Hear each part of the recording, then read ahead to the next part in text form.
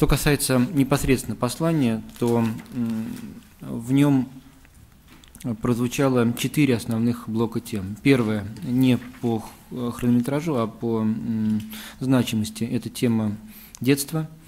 Это все, что касается поддержки семей с детьми, предоставления детям, подросткам возможностей для самореализации, связанных с образовательной системой и многие другие аспекты. Вторая тема – тема модернизации. В ней, в рамках этой темы, президент в большей степени говорил о том, что было сделано, поскольку уже все планы известны, намечены и реализуются в ежемесячном режиме, в текущем режиме. Эта работа будет продолжаться. Комиссия президента по технологическому развитию и модернизации экономики будет работать в том же режиме, в котором работала все прошедшие месяцы. Как вы увидели, в рамках вчерашнего заседания были рассмотрены вопросы, которые возникли по ходу реализации конкретных проектов, что нужно менять в законодательстве, какие барьеры еще есть, то есть мы выходим на более широкий фронт работы. Третья тема – это изменения в политической и правовой системе. Она включала в себя много разных вопросов, как чисто политических, так и экономических, таких как, например, госзакупки, распределение источников доходов между регионами, активности некоммерческих организаций.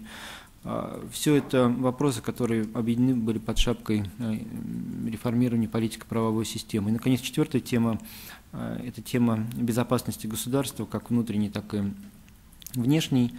И здесь речь шла прежде всего о сотрудничестве с нашими партнерами, как организациями, так и отдельными странами для решения наших задач модернизации, а также в интересах глобальной безопасности и безопасности нашей страны.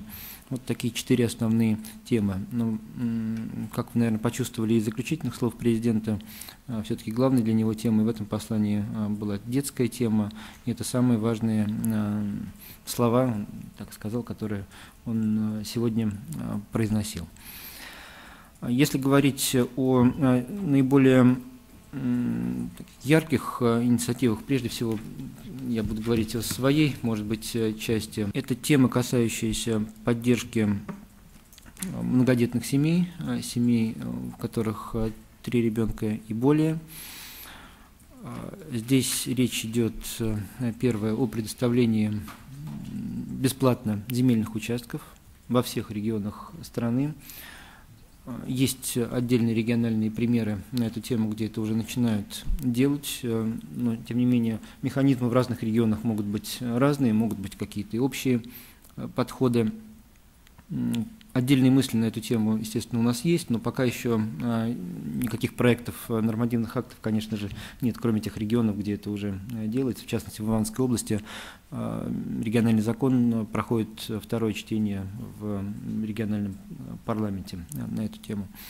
В частности, очевидно, что если предоставляется земельный участок, то должны быть льготы по налогу на землю, чтобы это действительно был бесплатный участок, а не сразу же приходилось за него платить. Но самый, конечно, сложный вопрос – это каким образом определить, кому какой участок где будет предоставлен. Кроме того, повышение налоговых вычетов – очень важная вещь для семей с низкими доходами. Это очень значимая сумма. Фактически для них выигрыш в доходах может быть до 20% при таком повышении налоговых вычетов. Это немало.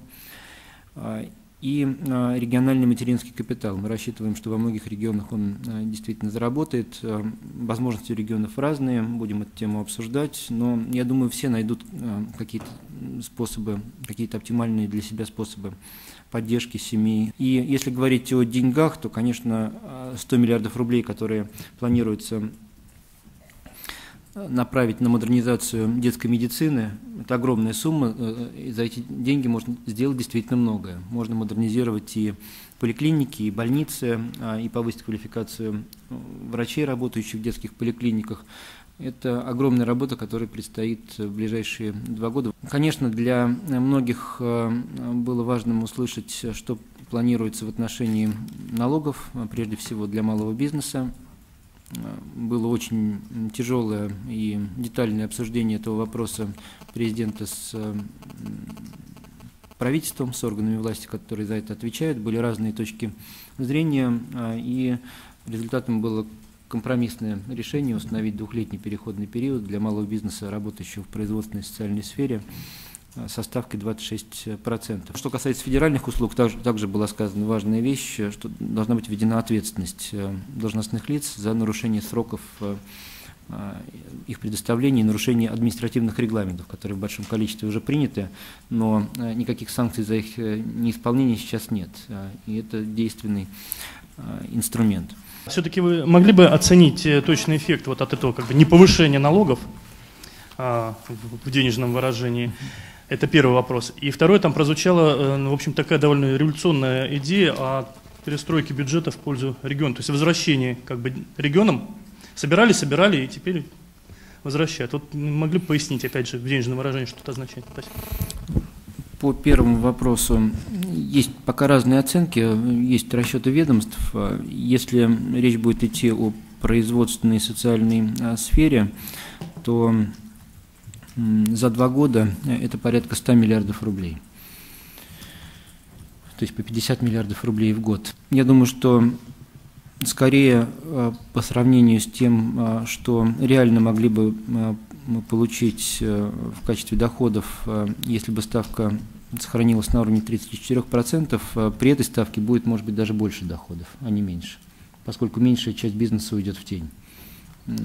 Это действительно важно. Может быть, самое главное. По перераспределению между федеральным и региональным местным уровнем пока никаких точных цифр нет, но у всех уже есть понимание, что нужно начать двигаться в эту сторону. Поэтому преждевременно говорить, какие это будут суммы, какие налоги, но думаю, что если уж мы серьезно говорим об этом, конечно, это не миллиарды, а как минимум десятки миллиардов рублей, а может быть и сотни. Правильно понимаю, что если уменьшится перераспределение доходов в регионах, то дотационные регионы останутся без доходов? Нет, это означает, что у них будет оставаться большая часть средств, которые они зарабатывают сегодня сами, и появится больше стимулов для того, чтобы привлекать инвестиции в свои регионы. Почему в этом году была выбрана именно эта тема? Судя по всему, потому как президент говорил последние слова, она действительно для него близка. Вот что повлияло на выбор этой темы? Как вообще проходила подготовка? Когда вносились последние правки в текст, который мы сегодня услышали? Вы же и ответили на этот вопрос, почему эта тема была выбрана. Потому что она является для президента очень и очень важной. И если предыдущее послание больше было направлено в адрес активной части общества, действительно активной, модернизация пока еще не является, к сожалению, конечно, главной темой для всех, для всего общества. Но для активной части общества она стала очень важной темой, и многие люди включились в работу, в самую разную работу. Модернизация каждый может пониматься по-разному. Кто-то у себя подъезд уберет, это уже модернизация, а кто-то новую ракету изобретает.